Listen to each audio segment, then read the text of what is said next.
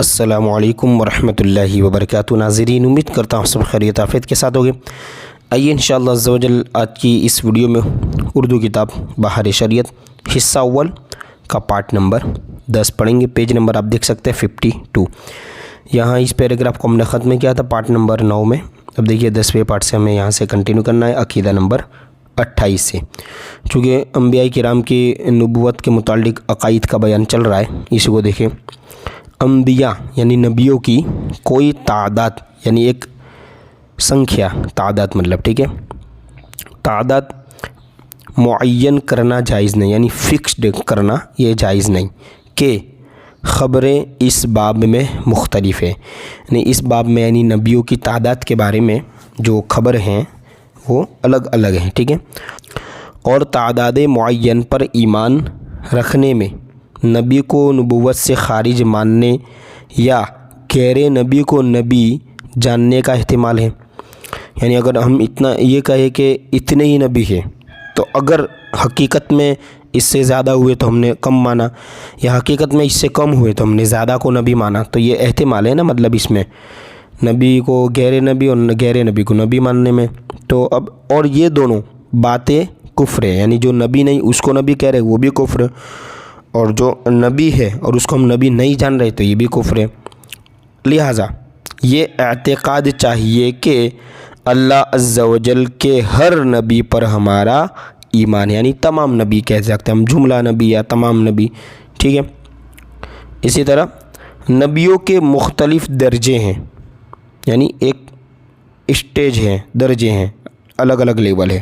بعض کو بعض پر فضیلت، یعنی کچھ کو کچھ پر فضیلت ہے، اور سب میں افضل ہمارے آقا و مولا سید المرسلین صلی اللہ تعالیٰ علیہ وآلہ وسلم ہیں۔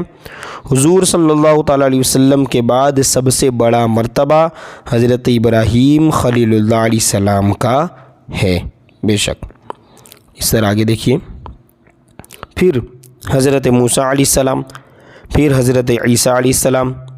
اور حضرت نوح علیہ السلام کا۔ ان حضرات کو مرسلین اولو العزم کہتے ہیں، یعنی عزت والے، بلند مرتبے والے۔ اور یہ پانچوں حضرات باقی تمام انبیاء و مرسلین، یعنی جو نام گنا ہے نا، یہ تمام انبیاء یعنی نبی اور رسول، بلکہ انس و ملک، انس یعنی انسان، ملک یعنی فرشتے اور جن، اور جمیع مخلوقات الہی، اور تمام مخلوقات الہی اللہ نے پیدا کی ہے، ٹھیک ہے، اس سے افضل ہے۔ جس طرح حضور صلی اللہ تعالیٰ علیہ وسلم تمام رسولوں کے سردار اور سب سے افضل ہیں، بلا تشبیہ حضور صلی اللہ علیہ وسلم کے صدقے میں حضور صلی اللہ علیہ وسلم کی امت تمام امتوں سے افضل ہے، یعنی جس طرح حضور تمام نبیوں سے افضل ہے، تو اس طرح حضور کی جو امت ہے وہ دیگر امتوں سے افضل ہے، اللہ نے انہیں فضیلت دی ہے، ٹھیک ہے۔ اس طرح آگے دیکھیے، عقیدہ نمبر 30۔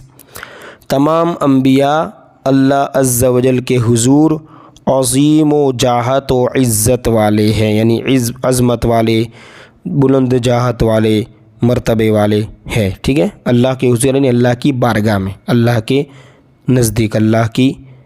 بارگاہ میں، ٹھیک ہے۔ حضور یعنی وہ والا حضور نہیں، ایک ہوتا ہے حضور جو ہم بولتے ہیں حضور صلی اللہ علیہ وسلم، اور ایک ہوتا ہے کہ ان کے حضور یعنی ان کی بارگاہ میں، ٹھیک ہے۔ اس طرح آگے دیکھیں، ان کو اللہ تعالیٰ کے نزدیک معاذ اللہ،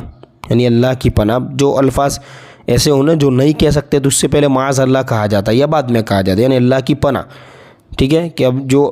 نبی ہے، جو اللہ کے نزدیک جن کے مرتبے، اب ان کو چوہڑے چمار کی مثل کہنا، یعنی ان کو کم عزت والے الفاظ کہنا، حقارت والے، انسلٹ والے کہنا، یہ کیا ہے؟ کھلی گستاخی اور کلمہ کفر ہے، یعنی جو یہ شبد کہے گا نا وہ کافر ہو جائے گا، ایمان سے ہاتھ دھو بیٹھے گا، اس کو واپس سے کلمہ پڑھ کر کے مومن ہونا پڑے گا، اسلام لانا پڑے گا، ٹھیک ہے۔ اس طرح دیکھا آگے 31واں عقیدہ، نبی کے دعوی نبوت میں سچے ہونے کی دلیل ہے نا، سچے ہونے کی ایک دلیل یہ ہے کہ نبی اپنے صدق کا اعلانیہ دعویٰ فرما کر محالات عادیہ کے ظاہر کرنے کا ذمہ لیتا اور منکروں کو اس کے مثل کی طرف بلاتا ہے۔ اللہ عز و جل اس کے دعوے کے مطابق امر محال عادی ظاہر فرما دیتا ہے اور منکرین سب عاجز رہتے ہیں، اسی کو معجزہ کہتے ہیں۔ یعنی ایک نبوت کی دلیل تو یہ ہے کہ جو نبی ہوگا وہ صدق کا یعنی سچائی کے طور پہ کھلے طور پہ اعلان کرے گا کہ میں اللہ کا نبی ہوں، میں اللہ کا رسول ہوں، اس طرح بالکل سچے طور پر وہ اعلانیہ طور پہ ظاہر کرے گا دعویٰ کر کے، ٹھیک ہے۔ اور دعویٰ کرنے کے بعد جو عادتاً جو نہیں ہو سکتا، محال ہے، مطلب جو ذہن میں نہیں آتا ہو، ایسی بات جو عادتاً محال ہو نہیں ہو سکتی ہو، ایسی بات کا وہ کرنے کا ذمہ لیتا ہو۔ جیسے حضور کا جو معجزہ ہے چاند کو 2 ٹکڑے کرنا، سورج کو پلٹانا، یہ عادتاً مطلب محال ہے نا، ایسا ہو نہیں سکتا، امپاسبل ہے، لیکن چونکہ اللہ نے انہیں وہ طاقت دی ہے تو وہ امپاسبل کو پاسبل کر سکتے، اللہ کی عطا سے دیگر نبیوں کو الگ الگ معجزے ہوئے۔ اور دوسرا یہ کہ جو منکر ہوتے ہیں، جو انکار کرنے والے تو جو ویرودھی پکش ہیں، جیسے جو کلمہ نہیں پڑھ رہے، اسلام نہیں لا رہے، نبی کے کہنے کے بعد دین نہیں لا رہے، تو پھر اللہ انہیں وہ طاقت دیتا ہے نبیوں کو کہ اب یہ جو انکار کرتے ہیں نا، ان کے سامنے کوئی ایسا چیلنج کر کے دکھاؤ کہ وہ ماننے لگ جائے۔ تو جو لوگ چیلنج کرتے ہیں کہ یہ کر کے دکھاؤ، ہمیں یہ کر کے دکھاؤ، تو وہ لوگ کیا کہ جو عادتاً تو محال ہے نہیں ہو سکتا، اسی چیز کی ڈیمانڈ کرتے ہیں کہ یہ آپ کر کے دکھائیں، یہ کر کے دکھائیں۔ تو ان لوگوں کے ذہن میں، منکر اور یہ ویرودھی والوں کے پکش میں یہ ذہن میں ہوتا ہے کہ یہ تو اگر نبی ہوئے تو ہی کر سکیں گے، نبی نہیں ہوئے، عام انسان ہوئے تو نہیں کر سکیں گے۔ تو اس طرح منکروں کے سامنے جو ہے وہ نبی نبوت کا دعویٰ پیش کرے اور ان کے سامنے معجزہ ظاہر کرے اور ان کو بلائے دین کی طرف، اور اسی دعوے کے مطابق جو امر محال عادی یعنی جو عادتاً محال کام ہو اس کو ظاہر فرما دیا اس نبی نے، اور وہ منکر جو ہے اس سے عاجز آ گیا، منکر کچھ کر نہیں سکتے نا، جیسے سب نبیوں کے سامنے جو تھے وہ سب عاجز آ گئے، یعنی ہار گئے، ہمت نہ لا سکے، تاب نہ لا سکے۔ تو اب یہ تمام جو باتیں ہیں یہ معجزے میں شامل ہے، اسی کو معجزہ کہتے ہیں، ٹھیک ہے۔ اس طرح آگے دیکھیں، جیسے اب دیکھیں بتا بھی رہے ہیں، جیسے حضرت صالح علیہ السلام کا ناقہ یعنی اٹھنی، ٹھیک ہے، اور حضرت موسیٰ علیہ السلام کے عصا کا سانپ ہو جانا، جیسے لکڑی عام طور پہ سانپ نہیں ہوتی لیکن حضرت موسیٰ کی لکڑی تھی تو وہ سانپ بن گئی، اور وہ پھر وہ جادوگر جو تھے ہے نا، ان کے جادوگروں کی جو لاٹھیاں وہ سب تھی وہ سانپ نے نگل لیا سب۔ اس طرح ید بیضا یعنی جو وائٹ ہاتھ، ٹھیک ہے، سفید ہاتھ، اور حضرت عیسیٰ علیہ السلام کا مردوں کو جلا دینا، عام طور پہ تھوڑی انسان جلائے گا مردوں کو، لیکن یہ حضرت عیسیٰ نبی ہے تو اللہ نے انہیں یہ معجزہ دیا۔ اور مادرزاد اندھے اور کوڑی کو اچھا کر دینا، چونکہ قرآن میں یہ اوپر جو نمبر آپ دیکھ رہے ہیں 4 نمبر 2 نمبر 3 نمبر، یہ قرآن کی آیت ہی نیچے دی جا رہی ہے، دیکھیں جو قرآن کی آیت سے یہ ثابت ہو رہا ہے، کوئی ایسے ہی نہیں کہہ رہے مفتی امجد علی صاحب۔ تو یہ مادرزاد یعنی جو پیدا ہوتے ہی اندھا ہو اس کو، اور جو کوڑی ہو جس کے شریر پر داغ ہو اس کو ہاتھ پھیرا کر کے حضرت عیسیٰ اچھا کر دیتے تھے۔ اس طرح ہمارے حضور صلی اللہ علیہ وسلم کے معجزے تو بہت ہیں۔ اب آگے دیکھیے 32 جو شخص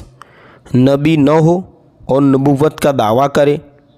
وہ دعویٰ کر کے کوئی محال عادی اپنے دعوے کے مطابق ظاہر نہیں کر سکتا، ورنہ سچے جھوٹے میں فرق نہ رہے گا۔ یعنی جو نبوت کا تو دعویٰ اس نے کر دیا، اب یہ دعویٰ کر کے نبی جو کر سکتے ہیں، مطلب جو عادت کے خلاف جو کام ہو، جو عقل میں نہ آئے، وہ جو نبی کرتے ہیں اور وہ ظاہر بھی کرتے ہیں اس کام کو، تو وہ سچے نبی ہوتے ہیں۔ لیکن اگر کوئی عام انسان وہ نبوت کا دعویٰ کر کے پھر وہ ایسا معجزہ جیسا کرے تو ایسا نہیں ہو سکتا، ورنہ پھر سچ اور جھوٹ میں کوئی فرق ہی نہیں رہے گا، ہر کوئی نبی کہنے لگے گا اپنے آپ کو بڑا انسان، ایسا نہیں ہے۔ اب دیکھا آگے بتا رہے فائدہ،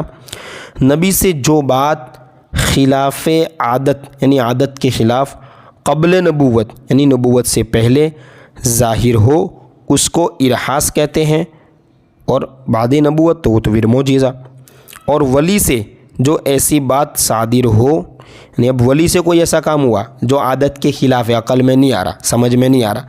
ایسا ظاہر ہوا ہے ولی سے، تو پھر اس کو کرامت کہتے ہیں، جیسے ہم غوث پاک کی کرامت، خواجہ غریب نواز کی کرامت ہم کہتے ہی ہیں۔ اور عام مومنین سے جو صادر ہو،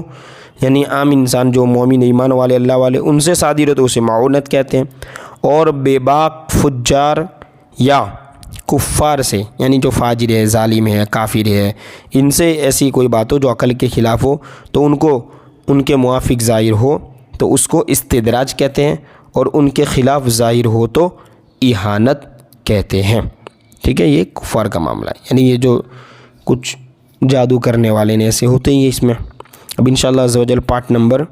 11 پارٹ نمبر 11 میں ہم عقیدہ نمبر 33 سے یہاں کنٹینیو پڑھیں گے.